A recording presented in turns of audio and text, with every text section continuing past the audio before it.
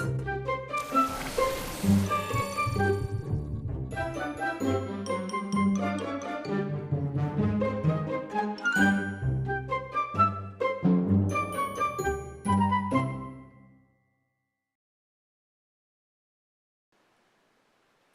and welcome to Fayette County Public Library Storytime.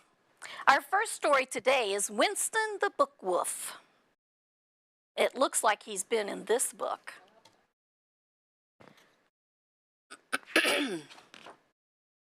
There he is. Would you like to meet him in the woods? You would? If I had a steal.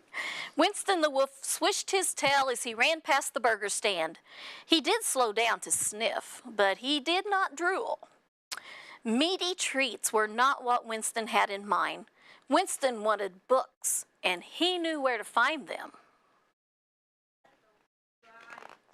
Very good. He marched up the library steps and saw a handwritten sign. "Words!" he exclaimed. "Yum!" This sign says, "No wolves allowed." He snatched the sign and ate it.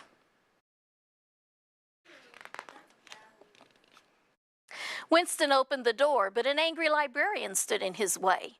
"You, Mr. Woof, may not come in. The sign on the door says, 'No wolves allowed.'"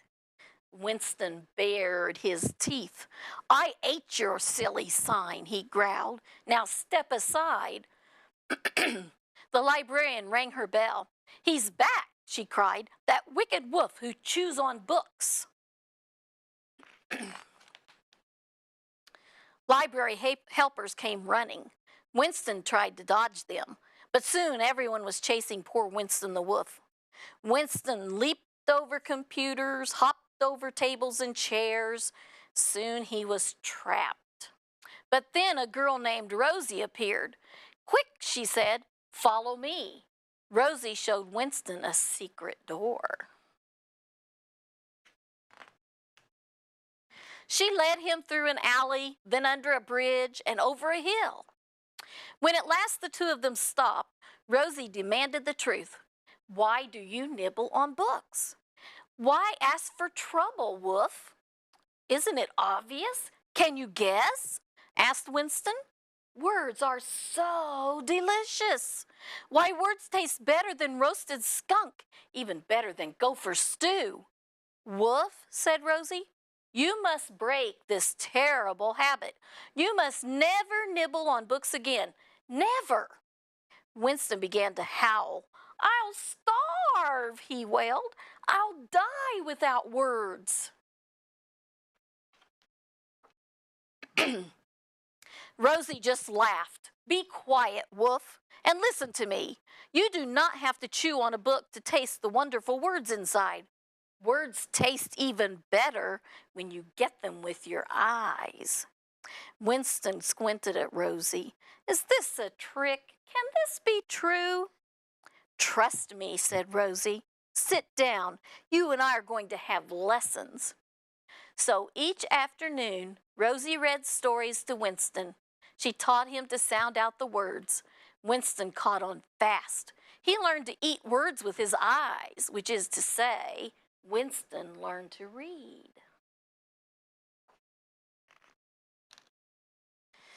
The hungry wolf ate all sorts of words, sweet and juicy words like sunset and swoosh and rambunctious. He woofed down words like trickle, icicle, and pickle.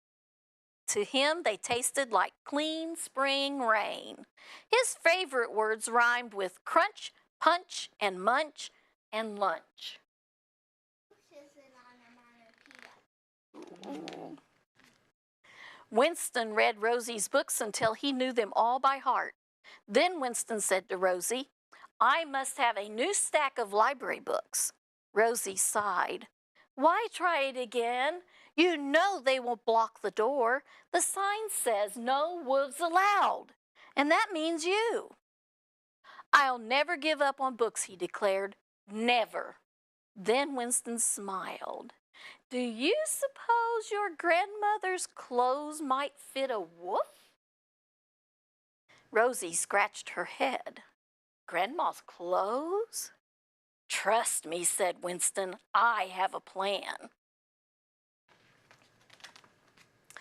On Saturday morning at 9:45, Winston and Rosie walked to town. Winston wore a frilly rose print dress with ruffled lace at the neck. The skirt almost hid Winston's bushy tail, and a floppy hat disguised his pointed ears. Perched on Winston's long snout were Grandma's glasses in thin wire frames. When Winston and Rosie arrived, no one blocked the library door. Winston stuck his snout inside and breathed in the musty, dusty smell of books. The librarian jumped to her feet and stared. That Grandma looks familiar.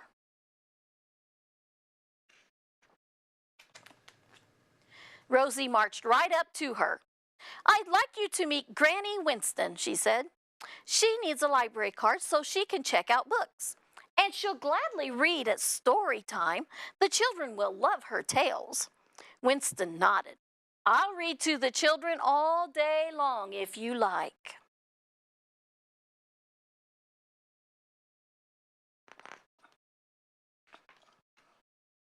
And so, week after week, Granny Winston read stories to children.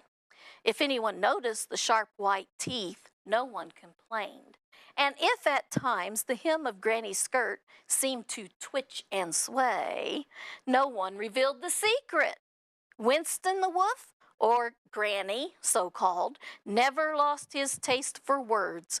Words were always his favorite treat. Look here, little sign says, the story lady. Now this is a note to us, the readers. If your story lady wears long skirts and floppy hats, she may be a wolf in disguise. A lover of words, a gobbler of books, please be very kind for me. Love, Winston the Woof. So that was all about words, and we have a little activity about words. Yeah, so one type of words is rhyming words. So we have these two wolves, and they have to rhyme today. Rhyming words mean that the ending sound is the same, but the beginning sound changes. Yep, these are all wolves. So I'm going to give you guys both some cards if you want to lay these cards out in front of you and look at your pictures. And we're going to help Mr. Wolf rhyme today. So our first picture is a bat. Boys, do you have something that rhymes with bat? Look at your picture cards. Do you have something that rhymes with bat? Very good. Can I have him? Cat and bat rhyme. Very good. All right. What about an airplane? What rhymes with plane? You see something? That's a hook. Hook and plane don't rhyme. What about something that goes choo-choo? What rhymes with plane? Does anybody know what rhymes with plane? Yes. Not the bee. What about that? Choo, choo. What is that? A train. That's right. Plane and train rhyme. All right. Let's go with this guy. There's a frog. What rhymes with frog? Frog log. That's right. Very This is a good. log. Now this is a weird picture. Do you know what that is? Hair. What about a wig? It's a fake hair. What rhymes with wig? Wig. What else says ig at the end? Wig and what says oink oink? Pig and wig rhyme. The wolves are doing pretty good matching up all these things, aren't they? All right, here's a pretty little fish. What rhymes with fish? Dish. Dish. That's right. Fish and dish. We're almost out of room, but we're going to keep going. This wolf has a rug. Can you give something that rhymes with rug? How about a bug? We'll stick those two right there together. What about a book? What rhymes with book? Not bee. Oh, a hook. Although it doesn't have book. Book and hook. All right, we have this bear. What rhymes with bear? Has to say air at the end. Bear, pan? No, bear. What's this? Chair. Chair.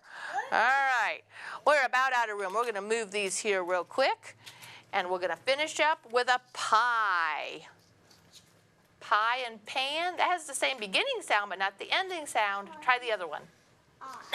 Pie and tie. Those words rhyme.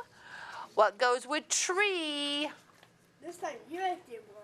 Tree and, I'll take this one right here. Tree and bee. Got it! All right, our last one is a can. You got it? I'll put it up. You will. Can rhymes with pan. Okay, when we rhyme, the ending sound is the same, but the beginning is different. The wolves did a pretty good job rhyming, don't you think? All right, so now we have another book about a wolf, and this is called The Wolf Who Cried Boy.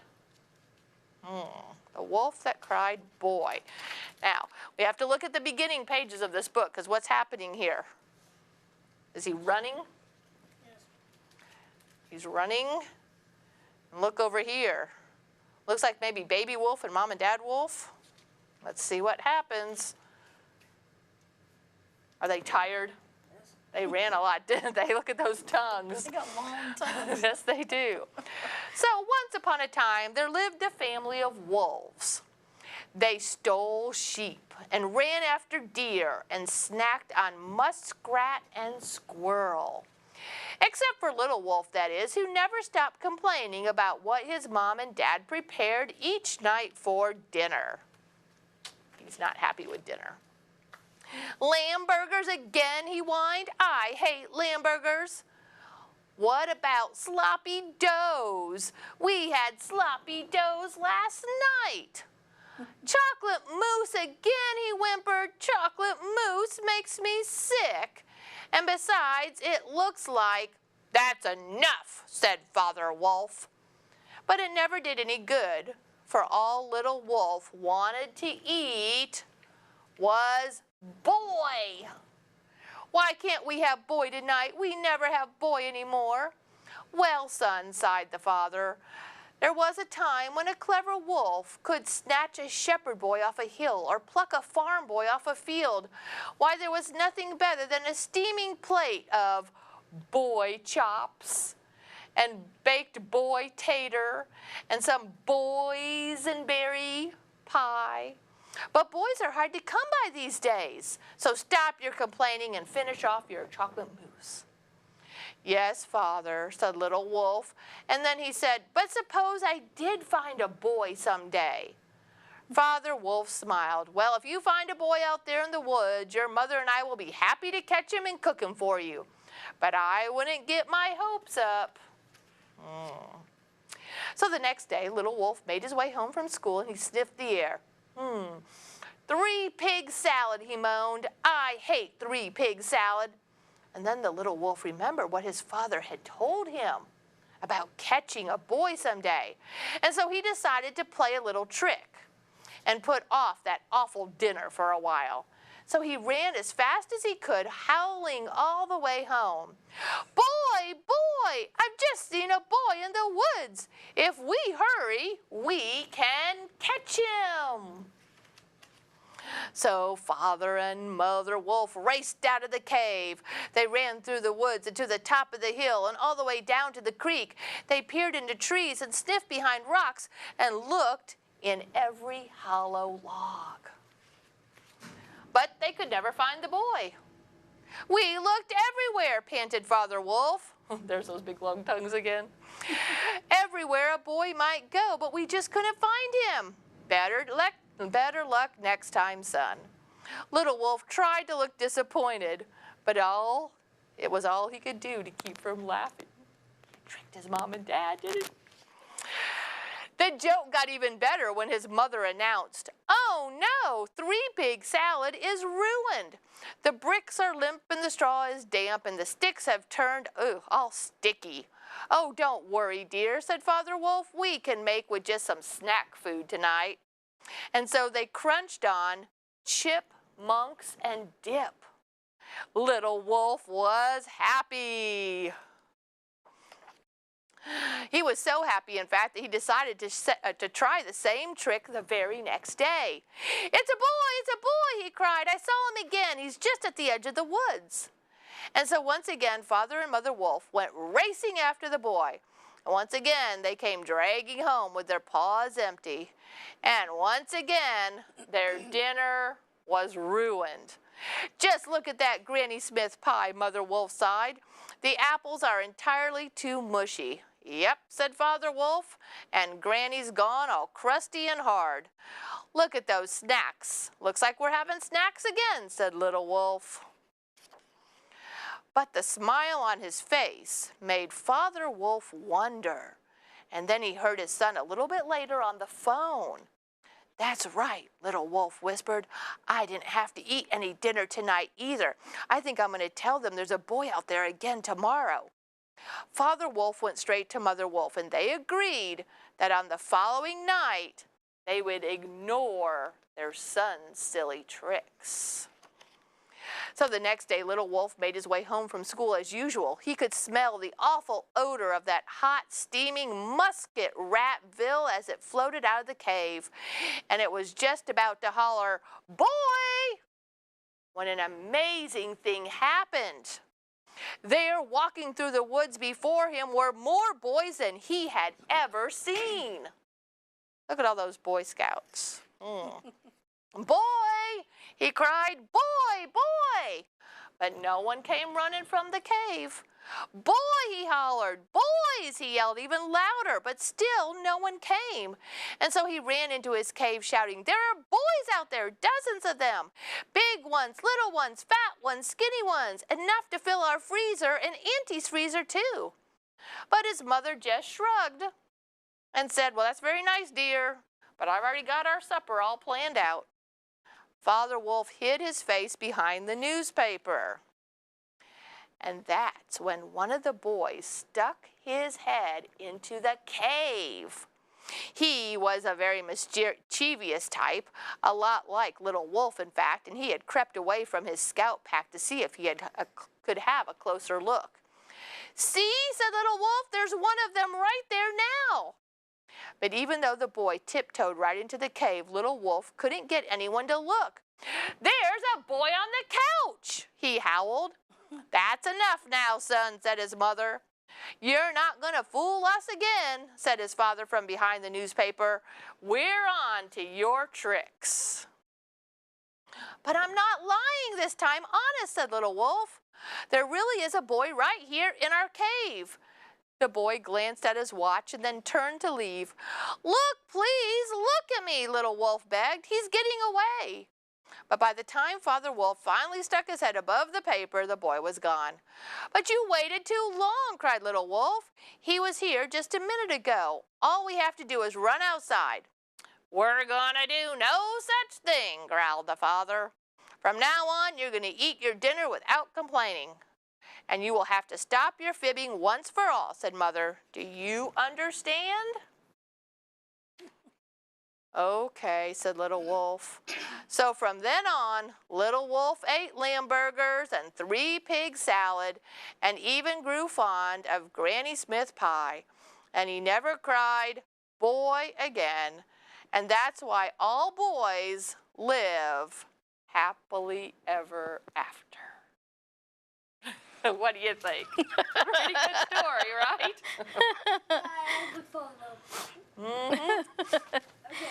Okay, we have one more story today. It's Beware of the Storybook Wolves. Do you think either one of those wolves we read about today sounded scary? No. Not really. Not really. Have you ever read the story Little Red Riding Hood? No. Yeah. Look at that wolf. He's a pirate. He looks like a pirate, doesn't he? But if it was a real wolf, I would just went inside. I would too. Every night, Herb's mother would read him a bedtime story. Sometimes it was about a big wolf who terrified little girls and their grandmothers with his chilling growl and his big yellow teeth. You could tell from the picture that toothpaste had never been on his shopping list. The story got very nasty in the middle, and everybody nearly came to a sticky end. But by the last page,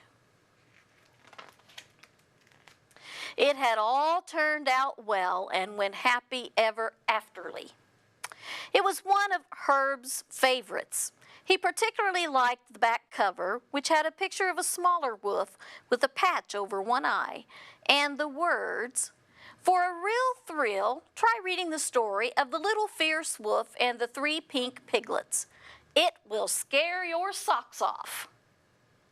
Whenever his mother finished this bedtime story, Herb would say, "Don't forget to take that book with you." And his mother would ask, "Why?" "Because there's a wolf in it." "Of course," Herb said. Herb's mother would smile to herself because she knew that storybook wolves are not at all dangerous. Why would they say that? They're not at all dangerous. Storybook wolves are not at all dangerous. Why would they say that? Because they're just guessing. Maybe because they're just in the book and they're not for real. One night, just as they were finishing the wolf story, the telephone rang. In her hurry, Herb's mother forgot all about taking the book with her. Herb didn't realize at first, but as he was snoozing off, he thought he heard a deep rumbling sound coming from his bedside table. It was like the rumbling of a very hungry tummy, or perhaps even 2 very hungry tummies. Then he began to smell a not very nice smell, a sort of bad breath type of a smell. Herb got a funny feeling that 2 or maybe even 3 eyes were watching him. Unwisely, he switched on the light. And there standing in front of him was the big storybook wolf, and next to him was the other smaller wolf with a patch over one eye. Herb recognized him as a book cover wolf. Big Wolf said in a low, greedy voice. "I thought I could smell something tasty. I'm going to gobble you up, little boy." And he started to lick his chops.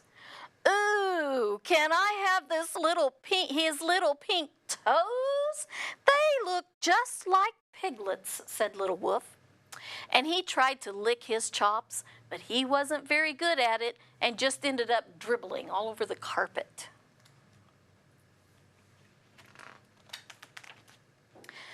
"I wouldn't eat me yet," stammered Herb, desperately trying to think of a plan to distract the wolves from woofing him down. "Why not?" said Big Wolf, giving him a sideways stare. "Yeah, why not?" said the little wolf, trying to give him a sideways stare. Because little boys are for dessert. You have to start with appetizers, of course." "Oh, I don't know about that," said Big Wolf. "Really?" said Herb, feeling a little bit pleased with his own craftiness. "I thought everybody knew that." "Oh, I knew that," said the little wolf. "No, you did not," said the big wolf, slightly less fierce than before. "Yes, I certainly did," said Little Wolf, puffing himself up. "Well, if you're so clever, then what's appetizers?" triumphed the big wolf. You could tell that Little Wolf hadn't even heard of appetizers, but not wishing to sound stupid, he shouted, "JellO is an appetizer. Everybody knows that." Then Big Wolf and Little Wolf looked at Herb and said, "Where's the JellO?" "JellO, JellO, where was the JellO? Herb's mind was whirring like a frantic thing. Then he caught sight of his big book of fairy tales. He had been looking at it last night, and it was lying open on the page where the dozy princess falls asleep at her own birthday party. No one at the table would notice if he borrowed some JellO. They were all snoozing, tired of waiting for the Princess Beautiful to wake up.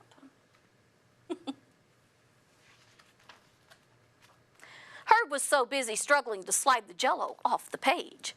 He didn't notice the wicked fairy wide awake and hiding under the table. She had been listening to every word. This was bad luck for her because the wicked fairy hated little boys, only slightly less than she hated little girls. They made her very nervous. She'd seen what those little brats Hansel and Gretel had done to their defenseless witch.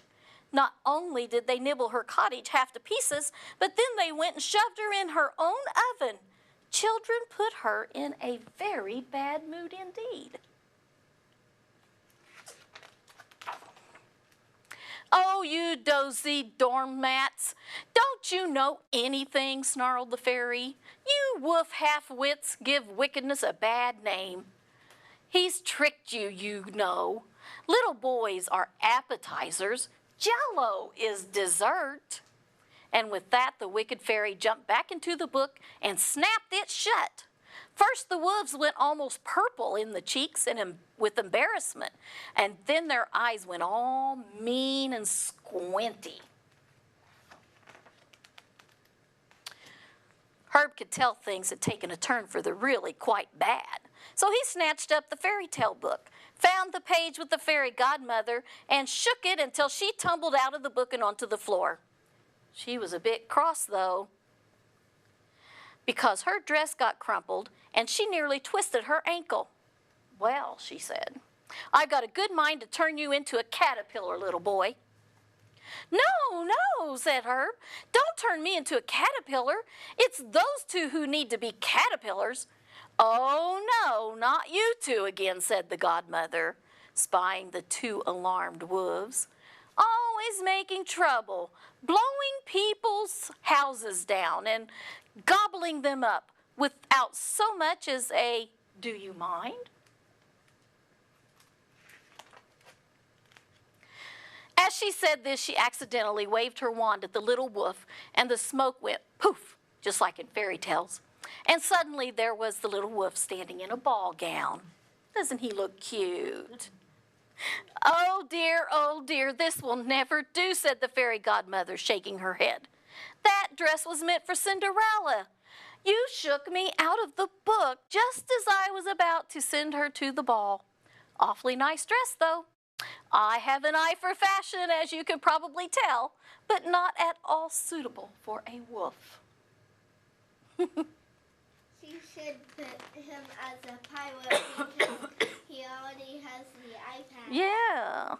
Little Wolf took one look in the mirror and was so pleased with his new look that he jumped into the fairy tale book and went to the ball himself. Which, of course, left Cinderella having a night in cleaning the kitchen after all. Poor Cinderella. "Oh, well, that's that then," sighed the fairy godmother. "I'm not going to be at all popular at the palace now. I don't know what the king and queen are going to say when a wolf turned up at the ball to dance with their son. I imagine they will be very grumpy about it. I do hope he doesn't start snacking on the guest." The fairy godmother was so engrossed with her own problems that she hadn't noticed that Big Wolf was poised and ready to swallow Herb in one gulp. "Help!" screeched Herb. Quick as a quick thing, the fairy godmother whooshed her wand, and Big Wolf became a tiny caterpillar. "Oh, I do like caterpillars," said the fairy godmother, popping it back into the wolf storybook. "They're so undermending, never bothering me for things, not like frogs, always thinking they are princes. What's more, I really have had enough of being squashed inside a book, doing favors for spoiled princesses. I'm going to take a vacation somewhere far away from royalty. And in a sudden twinkle of sequins, she disappeared. And before Herb could get back in his bed, he piled up his books and then put the heaviest thing he could find on top of them, just in case anyone else was tempted to get out of his story. Then he switched off his light and dreamed of fierce caterpillars, fashionable wolves, and grouchy godmothers. The funny thing was, the next time Herb's mother came to read the wolf story, there was no wolf to be seen, just a tiny little caterpillar, trying with all his might to terrify a little girl in a red coat.